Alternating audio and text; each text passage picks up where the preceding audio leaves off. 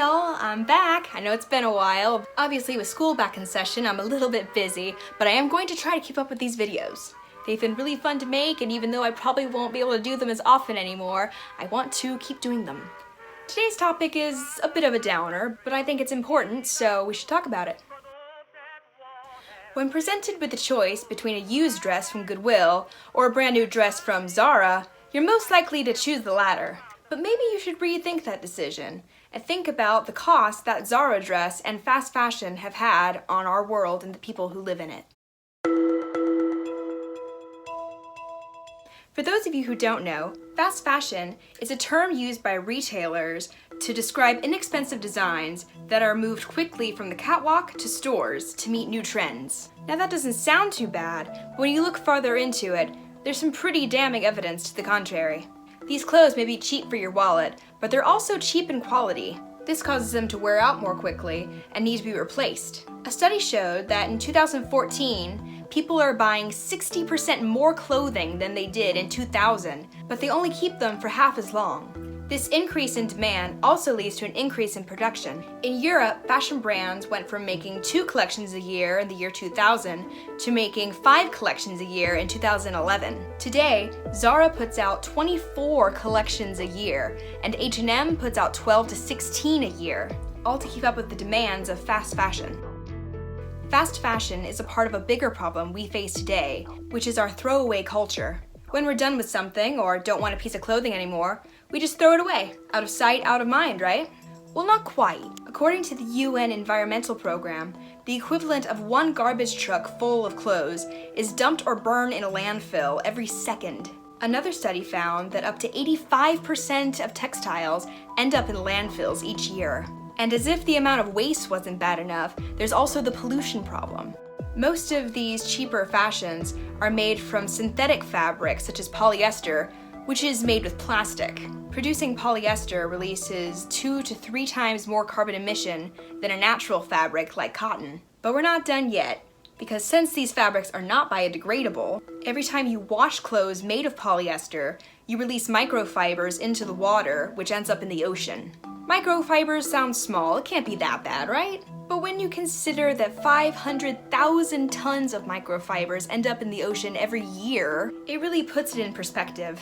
That's the equivalent of 50 billion plastic bottles.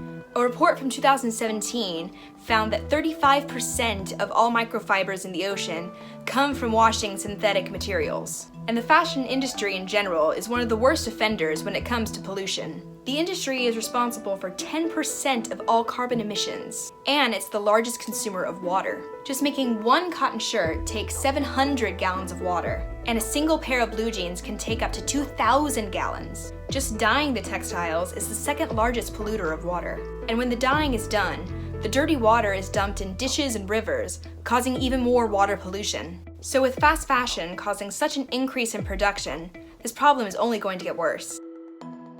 Doesn't sound like it can get much worse than that, right? Wrong. Ever wonder why those clothes are so inexpensive? I think we all know the reason. But that doesn't stop these fast fashion companies from outsourcing production of their products to countries where the minimum wage is far below the cost of living and workers' rights is virtually non-existent. This leads to an average 14 to 16-hour workday, 7 days a week in most manufacturing companies. That's 69 hours a week for the average garment worker. Not to mention the many times that the working conditions are not quite up to code. There have been numerous accidents and disasters caused by deplorable working conditions at these factories. In 2013, a textile factory in Bangladesh collapsed, killing 1,134 of the workers inside.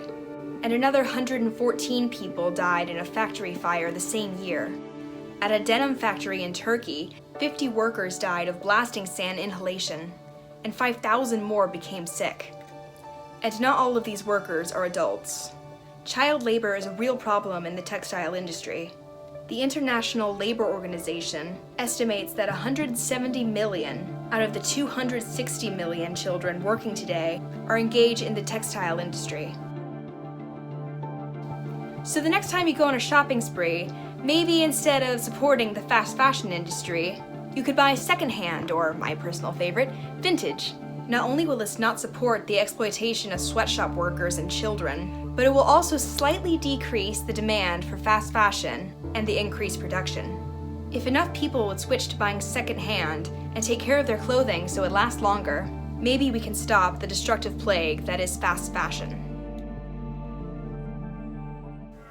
Thanks for watching, guys. I'm sorry if this video wasn't quite as fun as my usual videos, but I hope you liked it and maybe got you thinking. Well, till next time, take care, y'all.